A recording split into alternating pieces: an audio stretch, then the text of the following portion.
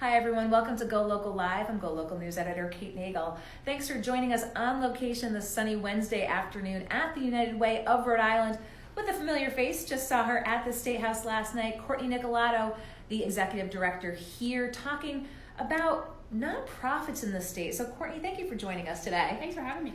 Well, 2020, here we go, already off to the races. Had the opportunity to talk about what the state is looking at doing, which might have an impact on programs United Way is working with, and we'll have more on that. But really today we want to talk about United Way and engaging nonprofits throughout the community. I want to talk a little bit, let's kick off with 411 Gives. So tell folks a little bit more about that. Yeah, so we're super excited. You know, the nonprofit community does so much for Rhode Island. 18% of the workforce in Rhode Island is made up of the nonprofit community. We are saving lives. We're changing lives. We're literally, I don't even know any more to say. We are changing the lives of the Rhode Island community, and we are an economic driver for the Rhode Island community too, which is absolutely outstanding. And so one of the things that we don't do as a nonprofit community enough is toot our own horn. We don't talk about how awesome the nonprofit community is and how important it is to the state of Rhode Island. And so we have developed at the United Way, we're powering it, but it's really powered in a movement in the community to create 401 Gives, which is a statewide day of giving. And so our hope is to raise $1 million for the nonprofit community here in the state of Rhode Island.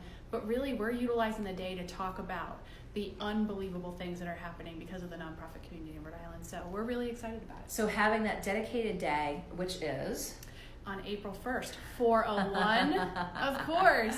It'll also be Census Day in Rhode Island, and so we'll be doing a lot of work with our partners at the state and various different organizations to talk about what it means to give to Rhode Island. And that means giving of your time, giving of your talents, giving of your treasures, and completing that all-important census. So with this goal of $1 million and having all these nonprofits taking place, of course, everyone will be out talking with their groups, their constituencies, because people have their causes that they want to support. And this is really a day to say, let's show that whole community is coming together, support what you want to support, but in the grand scheme of things, we're looking collectively to raise that $1 million. It is, and in just a few, just if everyone in Rhode Island gave a few bucks to their favorite organization and their, what they're passionate about, and they honor that by volunteering at that organization, think about what that can do for our community. It's pretty awesome.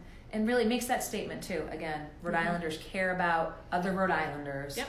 And on that one day saying, but of course leading up to it, letting folks know that it will be taking place, so I'm sure we'll be seeing more of it before April 1st. Lots happening between now and then. If you are with a nonprofit organization, you want to participate, now is the time for you to register.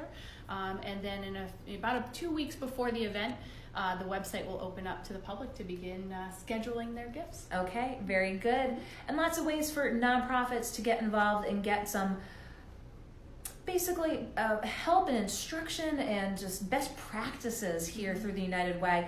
Let's talk a little bit about the Executive Director Leadership Circle. Absolutely. And so, what's really important to us at the United Way is that our nonprofit leaders have the tools that they need to be successful, because they are saving lives every day. They are changing the course of action for many of Rhode Islanders in our community. They need the tools. And so what's really important to us is we make sure that we provide them, and the Executive Director Leadership Circle is one of those tools to do that. So if you are a small nonprofit organization, meaning you raise less than $1 million every year, we have a 10-month program with an executive coach. And it's a cohort. Each year, we're in our 4th year, and it's about 12 individuals who come from great organizations throughout the state who are looking to grow.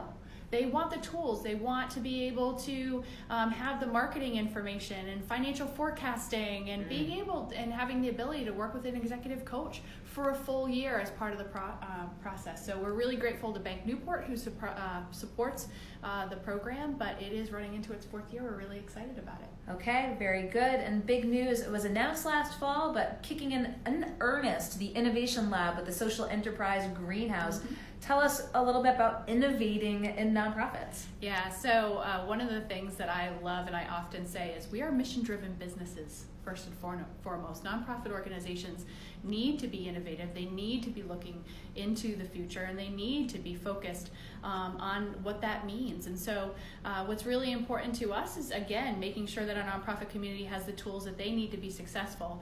And so what we've done is we've partnered through the Nonprofit Innovation Lab. We've partnered with the Social Enterprise Greenhouse, and we did a quick pitch competition, and we have an amazing group of 10 organizations, nonprofit organizations, who are bringing new ideas, new business models, and concepts to the table. We have a 22-week process with these organizations, and so what's really exciting is through this 22-week process, they'll be working with for-profit and not-for-profit professionals, coaches, mentors, others, and then at the end of this, we'll be doing a pitch competition, or in essence, a public pitch competition where people will be able to vote online as well as at the event itself, and then we'll be providing pretty significant grants to the organizations that win. So it sounds like an opportunity for GoLocal perhaps to get back with United Way and highlight the work that will come out of this innovation lab. Mm-hmm. Very exciting. So lots going on here at the United Way of Rhode Island. And of course, Courtney Nicolato giving us the inside scoop. I want to thank you for joining us at the State House last night. I want to thank you for joining us at the United Way here on Valley Street in Providence. I want to thank you, our viewers, for watching and finding out ways that you can get involved with nonprofits here in the community. So we'll be more back with GoLocal Live. Be sure to check us out on GoLocalProv.com and find us on Facebook. In the meantime, have a very good Wednesday evening. I'm GoLocal News Editor Kate Nagel.